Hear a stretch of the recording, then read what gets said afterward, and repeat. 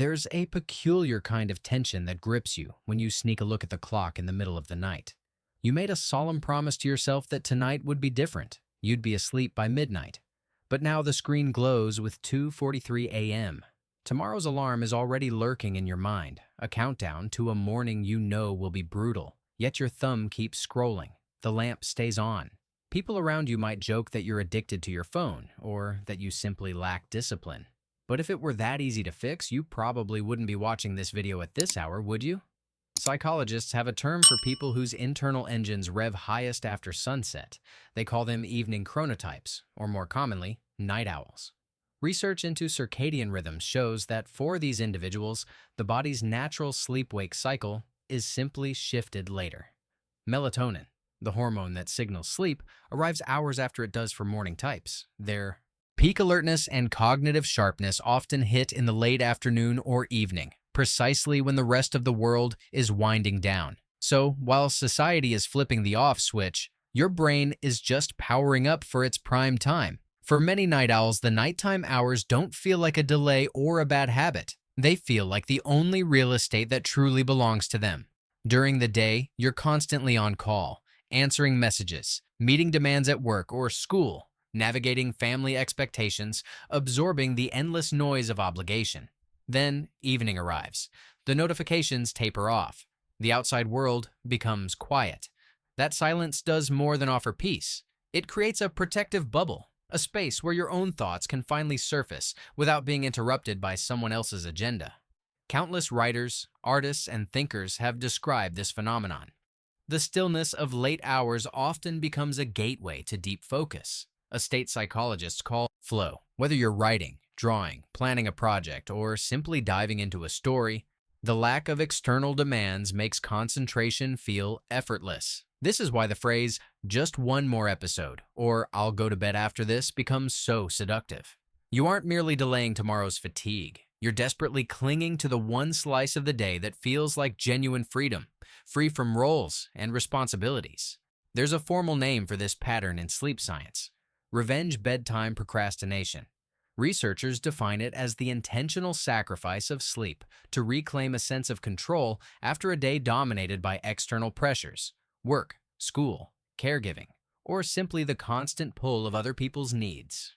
You know the morning will be a battle, but the idea of going straight from a day of serving others to unconsciousness with zero time for yourself feels like a deeper loss than a few hours of rest. So, you retaliate against your own sleep schedule, stealing back moments of autonomy even at a cost. But this coping mechanism carries a hidden price. Studies focusing on evening chronotypes have found higher rates of anxiety, depression, and something called social jet lag, the chronic mismatch between your body's natural rhythm and the rigid schedule society imposes. You know this feeling intimately, the morning brain fog that makes simple tasks feel monumental, the recurring promise to fix your schedule next week, and those late-night spirals where a small worry suddenly balloons into an overwhelming catastrophe. Online communities are filled with people describing this exact cycle. The day belongs to everyone else. The night belongs to themselves.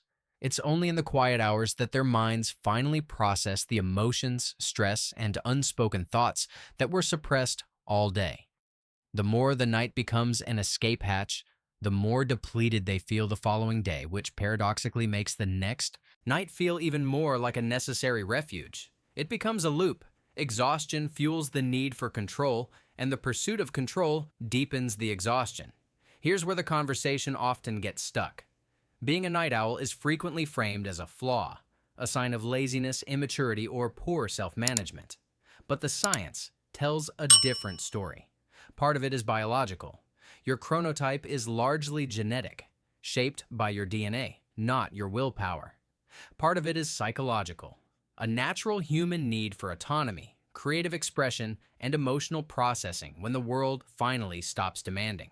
The same habit that protects your sanity can, if left unchecked, quietly erode your well-being. The goal isn't to force yourself into a morning person mold that doesn't fit. It's to understand the deeper reasons your brain fights bedtime so hard.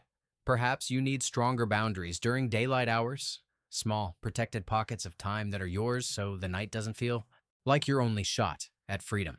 Perhaps you can experiment with integrating brief moments of genuine rest before midnight, so you don't approach the evening with a desperate hunger for escape.